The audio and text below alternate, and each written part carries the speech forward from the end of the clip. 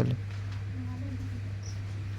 आज हम लोग क्लास 9 का जीव विज्ञान का प्रसरण टॉपिक को स्टार्ट कर रहे हैं। ध्यान समझिएगा। कहता है कि जीवित कोशिकाओं में विसरण की तरह एक और क्रिया होती है जिसे प्रसरण या ऑस्मोसिस कहते हैं। इसमें जल के अधिक सांद्रता वाले क्षेत्र से जल अणु जल के कम सांद्रता वाले क्षेत्र की ओर गतिशील। गतिशील का मतलब क्या होता है? घूमना। ठीक है, देखिएगा वहाँ पे क्या होता है कि जैसे मान लो कि जब भी पानी का जो बहाव होता है वो हमेशा हाई प्रेशर से कहाँ होता है? लो प्रेशर की तरफ। ठीक है, यहाँ पे कहता है कि पर इस प्रकार जल अणुओं का विसरण हमेशा एक अर्ध परागम्य झिल्ली या चयनात्मक परागम्य झिल्ली द्वारा होता है। अच्छा, इसका देखिएगा विसरण हमेशा या तो अर्ध परागम्य कहने का मतलब है कि मतलब सेमी परमेबल। ठीक है, और उसको आसानी से क्या होता है कि वहाँ पे पानी जो होता है एक जगह से दूसरे जगह क्या कर सकता है? जा सकता है।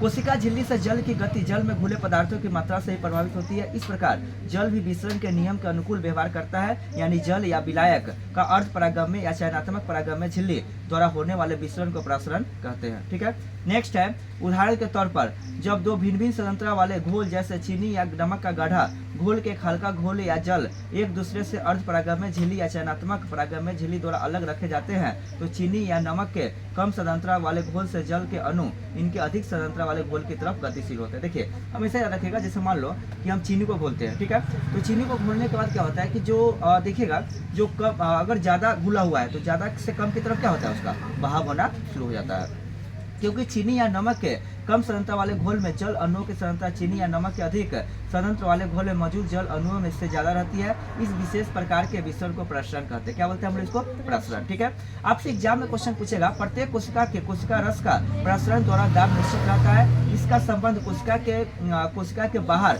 उपस्थित विलयन से होता है। अगर किसी पादप या जंतु कोशिका को चीनी या नमक के विलयन में रखे तो निम्नलिखित 3 क्रियाओं में कोई एक हो सकती है। देखिए पहला करा जब कोशिका को अल्प प्रसरणी विलयन जिसकी सांद्रता कोशिका के विलयन की अपेक्षा कम में रखा जाता है तो बाहरी विलयन से पानी कोशिका के अंदर प्रवेश करता है। अच्छा देखिएगा, हमेशा देखिएगा जो जल का बहाव होगा वो ज्यादा से क्या होता है? कम की तरफ होता है। ठीक है, तो ये चीज है।